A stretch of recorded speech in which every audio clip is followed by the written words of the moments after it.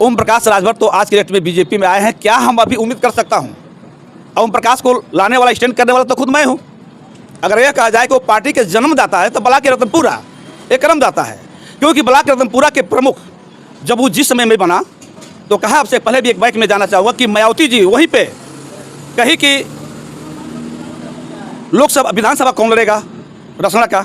गुराराम जी ने कहा कि बहन जी प्रमुख मैंने बनाया। चुनावी में हम लोग खुद रहे हैं, 4 बार बहन जी सरकार उनकी बनी और 4 बार 5 बार माननीय मुलायम सिंह जी का बना। तो भर चमार चौहान मिलाकर बहुजन समाज पार्टी का नींव रखा गया और समाजवादी पार्टी मुसलमान और यादव को मिलाकर, चूँकि इस जातिगत समीकरणों को एक बार भैया जी एक बार बहन जी लोगों ने पारापारी जो अपना बनने का विपक्ष का ही मतलब यह है कि विरोध करना। अगर विरोध नहीं करेंगे लोग तो उन लोगों का अपना यह दुकान बंद हो जाएगी। दुकान चलाने के लिए तो कुछ तो काम करनी है, क्योंकि इसलिए वो अपना बगावत नहीं करेगा तो उस पार्टी तो मर जाएगी ना। चाहे समाजवादी पार्टी हो, चाहे बसपा हो, चाहे जो भी पार्टियां हो, और बगावत उसी का होता है जो वर्क। देख रहे हैं हिंदुस्तान तक न्यूज, मनोज टाइगर के साथ। बता दूं इस वक्त मेरी उपस्थिति जनपद मऊ में है और मऊ में रतनपुरा है। देख सकते हैं, दृश्य देखने के बाद ये मालूम पड़ता है कि वाकई में हम मऊ में आ चुके हैं और मेरी उपस्थिति रतनपुरा में है। रतनपुरा में कुछ जो कि वायरल नेताओं से मैं बातें करूंगा, जैसे ब्लॉक प्रमुख रह चुके अच्छे राजभर जी मेरे साथ जुड़ चुके हैं, उनसे मैं लाइव तस्वीर दिखाने का प्रयास करूंगा। तो मैं चाहूँगा कैमरामैन से फोकस करेंगे और सीधा मैं उनसे बातें करूंगा कि चुनावी सरगर्मी क्या चल रहा है लोकसभा का। तो स्वागत है मेरे चैनल पर आपका। सबसे पहले तो मैं आपके चैनल के माध्यम से जिन भाइयों के यहाँ आपका चैनल जो देखते हैं लोग, मैं उन सबका मैं नमस्कार करता हूं और उनको बधाई दूंगा। कम से कम आपके चैनल को उन्होंने मोहब्बत से चैनल को देखने का काम करते हैं हम लोग। रही बात जहाँ तक, हमारा नाम अक्षय कुमार राजभर, पूर्व ब्लॉक प्रमुख रतनपुरा, मैं रतनपुरा ब्लॉक में हूँ। क्या चल रहा आज की डेट में? तमाम घमासान छिड़ गया है और इंडिया गठबंधन जो कि अपना घोषित कर दिए प्रत्याशियों का लिस्ट, और कहीं ना कहीं आप बीजेपी के नेता हैं और बीजेपी क्या देर कर रही है कि क्या अभी वजह है कि अभी तक लिस्ट जारी नहीं हुआ है? देखिए, डर तो उनको है, उन पार्टियों को, कि हमको चुनाव जीतना नहीं है। वह अपने प्रत्याशियों को वो पहले इसलिए आउट कर देती है कि हमारे वो प्रत्याशी जाकर फील्ड में घूमें। क्योंकि सच्चाई ये है कि बीजेपी एक ऐसी पार्टी है कि यह राष्ट्र और समाज की पार्टी है, किसी जाति किसी विशेष व्यक्ति की पार्टी नहीं है। यह जो है संपूर्ण इस भारत में रहने वाला हर एक व्यक्ति को यह नहीं लेकर चलने का काम करती है। अब कोई भी क्यों न पार्टी हो, अगर वो यह कह दे या उसके कार्यकर्ता कह दे कि बीजेपी से किसी को एलर्जी है तो ये नहीं कह सकता है, क्योंकि जो भी हक अधिकार हैं सबको माननीय आदित्यनाथ योगी जी और माननीय आदित्यनाथ मोदी जी पहुंचा दिया है। क्योंकि आज के डेट में आप मैं योजना तो इतना काफ़ी है कि मैं किसी भी योजनाओं का नाम अगर लेना शुरू करूं तो शायद कई घंटे लग जाएंगे। फिर भी विपक्ष के जो नेता हैं, राहुल गांधी हैं और आपके अखिलेश यादव हैं, ये लोग फिर भी देखा जाए तो एनडीए सरकार का जो आपने जो बोला मुख्यवाणी से कि कहीं ना कहीं योजनाएं तमाम चल रही हैं और दिख रहा है, धरातल पे भी दिख रहा है, पीएम किसान हो या फिर सिलेंडर हो, उज्ज्वल का कनेक्शन हो, तमाम योजनाएं चल रही है, उसके बावजूद भी क्यों विरोध करने पर लगे हैं? देखिए, क्या लग रहा है नेताजी कि देखा जाए तो अगर इंडिया गठबंधन में मायावती अगर शामिल हो जाती है लास्ट तक, तो क्या आपका मोदी और योगी की जो सरकार चल रही है तो इस पर विराम चिन्ह लग सकता है? देखिए, अगले 19 में ये लोग तालमेल से ही चुनाव लड़ा, क्या असर हुआ? सरकार फिर बनी बीजेपी की ही, और इस बार पूरे हिंदुस्तान के हर इकाई एक साथ बीजेपी को हराने के लिए लोग अपना गठबंधन किया है। उन लोगों में आपस में तय तो हो ही नहीं पा रहा कि किसको हम पीएम बनावें, और एक ही फल है, सभी लोग खाने के लिए उतारू है कि हम खाएंगे हम खाएंगे हम खाएंगे। तो वो तालमेल उनका बैठ ही नहीं सकता है, तो उन लोग गठबंधन कहाँ रह जाएगा?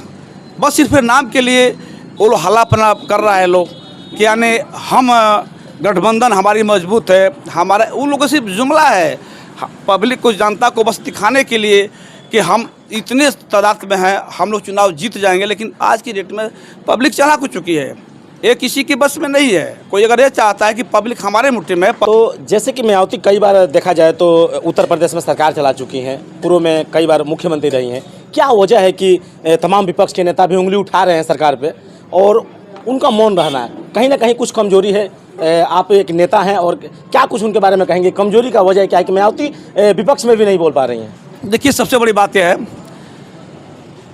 और राजभर और चौहान ये दो जातियां इस पूर्वांचल में इस तरह की जातियां हैं कि तादाद में सबसे अधिक है, और इन लोगों को पुश करने वाला कोई नहीं। ये जहाँ लोग रहा है और जिनके साथ रहा है, सरकार उन्हीं की बनती रही है। जैसे कि बात किया जाए तो अगर क्षेत्रीय प्रदेश की बात किया जाए तो प्रदेश में 4 बार बहन जी, 4 बार 5 बार भैया जी, यानी बाबू जी मुलायम सिंह जी, चाहे भैया अखिलेश जी, इन लोगों की सरकार रही भी अगर, तो ये भर और चौहानों के तहत रही।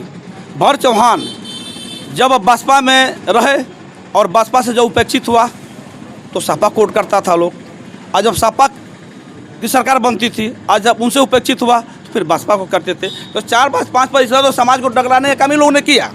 लेकिन अब आज की डेट में समाज को क्या मिला? बहन जी डिक्टेटरी में बर्बाद है, वो तनाशाह व्यक्ति हैं, अपने सिवा किसी को वो आज तक मानी नहीं। अगर उदाहरण स्वरूप की बात करेंगे तो मैं 2000 में ब्लॉक प्रमुख बना, और 2000 में ब्लॉक प्रमुख बनने के बाद में 2001 में बहन जी खुद बुलाया लखनऊ, हम लोग गए। अच्छा, बहन जी के साथ आपका वार्ता हुआ? वार्ता हुआ क्या, हमारा उनसे बहस भी हुई है और तकरार भी हुआ। और तकरार इस बात को लेकर हुआ कि लोग कहते थे, बसपा वाले लोग, कि यहाँ चौहान सांसद बनता है, चमार विधायक बनता है, क्योंकि गोराराम उस समय थे, माननीय गोराराम जी थे, और अनुसूचित सीट रसना की हम लोग का था, ये रतनपुरा ब्लॉक मेरा रसना में था। उसके बाद में उन लोगों ने कहा कि हम इस जातियों को इकट्ठा इसी तरह से कर सकते हैं कि कुछ उस मेरा नाम नामित हुआ, मैं उसमें क्षेत्र पंचायत सदस्य बन गया था। और जब हम बनने के बाद जब बात हुआ तो ये लोग नहीं बना पाए, हम समाज के द्वारा बना। हमको पार्टियों के द्वारा बहुत सारी बातें उतना बात नहीं कह पाएंगे, क्योंकि आपको भी समय नहीं मिलेगा, हमको भी समय मैं नहीं दे पाऊँगा। चलिए बात किया जाए जो कि कहीं ना कहीं आपके एनडीए गठबंधन के हिस्सा रहे ओपी राजभर की बात करेंगे हम, उनको कितनी सीटें बीजेपी दे रही है लड़ने के लिए? देखिए, एक शेषनाथ जी नाम के और थे, वो कहे कि नहीं बहन जी, प्रमुख मैंने बनाया, चुनाव हम लड़ेंगे। ये आपस में तकरार किए, मैं खड़ा हो गया और बहन जी इतने दूर में बैठी थी, और मैंने कहा कि बहन जी, मैं अक्षय कुमार राजभर प्रमुख रतनपुरा, आप कह रहे हैं कि हम बनाए, आप कह रहे हैं कि हम बनाए, और मैं आपसे बताना चाहता हूं, पार्टी हित की बात करना चाहता हूं कि मैं ब्लॉक प्रमुख कैसे बना। उन्होंने यही शब्द कहा कि ठीक है बैठ जाओ। हमने कहा कि बहन जी मेरी बात को सुना जाए, तो कहा कि मैं कहूँ कि बैठ जाओ। हम बोले बहन जी मैं पार्टी हित की बात करना चाहता हूँ, तो ये भगाओ जिसको हटाओ। वही पर मैंने कसम खाया कि राजभर जाति की राष्ट्रीय पार्टी बनाकर कोई लेकर आ जाएगा, जी जहाँ लुटाकर अपनी औकात को दिखा दूंगा। भाई साहब मैं बताऊँ कि 2001 में मैं कसम खाया, 2002 में ओपी राजभर आए इस मऊ की धरती पर, और वहाँ से मऊ कलेक्ट्रेट में कुड़कुड़ जब कुड़कुड़ा रहे थे तो उनको खींच कर लाए रतनपुरा में। और यही ये धरती है जहाँ आप बैठे हैं, इसी जगह से ओम प्रकाश राजभर का हम अपना मिशन समझने बुझने के लिए घर लेकर गए, और वहाँ से सारा मिशन समझा गया। तो ओम प्रकाश भी कहे थे कि आज जीवन में चुनाव नहीं लड़ूंगा, लोकसभा, राज्यसभा, विधानसभा, सभासद, कुछ नहीं, गुलामी के जंजीरों में जकड़े हुए समाज के बेड़ियों को मैं तोड़कर मुक्त कराना चाहता हूँ। कहाँ ऐसा हुआ? वो तो मंत्री बनते गए, ठाठ बढ़ रहा है, मलाई भी काट देगा, फिर मंत्री के चक्कर में बने। अब बीजेपी उनको कब मंत्री बना रही है? ऐसा है कि कहा ना कि ओम प्रकाश राजभर ये बहुरूपिया व्यक्ति है, ये बहुरूपिया व्यक्ति है। जिस तरह से कलाकार स्टेज पे रंग बदल बदल कर अपना रूप दिखाता है, वह कभी सपा में जाएंगे, कभी बसपा में जाएंगे, कभी कांग्रेस में जाएंगे, कभी कहीं भी जाएंगे, और उनका कोई वजूद नहीं है। क्योंकि ओम प्रकाश राजभर की 17 में दुकान बंद होने जा रही थी। ओम प्रकाश राजभर की, क्योंकि जब 14 में यह लोकसभा का टिकट आरएसएस द्वारा मुझे घर से उठा कर लेकर आया गया है बीजेपी में, और उस समय नए पुराने का मामला आया था। नए पुराने में हमने हरिनारायण का स्वागत किया। बीजेपी का मांग था कि पुराने को लड़ाया जाएगा, और आरएसएस के नाम था कि नए लड़ाया जाएगा। हमसे पूछा गया, हमने कहा कि नहीं, पूरे हिंदुस्तान में मात्र एक ही राजभर को टिकट मिल रहा है, वो भी घोषी। और मैं चैलेंज के साथ कहूँगा कि 85% राजभर वोट करेगा, और तभी से बीजेपी को 14 से और आज तक अब तक राजभर समाज बीजेपी में है। ओम प्रकाश 17 वो तो बगावत किए थे, चंद्र जिस समय हरिनारायण जी चुनाव लड़े तो हम लोग चुनाव जिताने का काम किया, वो बगावत करने का काम किया और वह बगावत किए और हम चुनाव जीत गए। ओम प्रकाश के पास 10 से 12% राजभर रह गया, यानी वो जान गए कि हमारे साथ अब राजभर नहीं है, तो उनके पास मजबूरी हुआ बीजेपी में आना। और माननीय अमित शाह जी की ये सबसे बड़ी गलती, भयंकर गलती अमित शाह जी का है कि ओम प्रकाश को लिए। ओम प्रकाश अगर जिस तरह से ओम प्रकाश को जो सामान देने का काम किया है, वही माननीय अमित शाह जी अगर जो राजभर में रहने वाले व्यक्ति है उन लोग को सामान दिया होता तो कहने में कि कोई ओम प्रकाश की ज़रूरत नहीं थी, ओम प्रकाश का दुकान बंद हो जाती और ओम प्रकाश जहाँ से आया वहाँ चला गया होता। लेकिन ये हमारे बीजेपी का भी जो शीर्ष नेतृत्व है, हमको नहीं कहना चाहिए मैं हूँ, लेकिन हमको कोई गम परवाह नहीं है। सच्चाई को बगावत नहीं कहा जाता है, सच्चाई को वस्तुता को समझने की बात होती है। अगर वो लोग समझते कि हमारे नीचे कार्यकर्ता भी हैं, कार्यकर्ताओं की मन मानसिकता क्या है। श्री रामचंद्र जी वन में गए ना,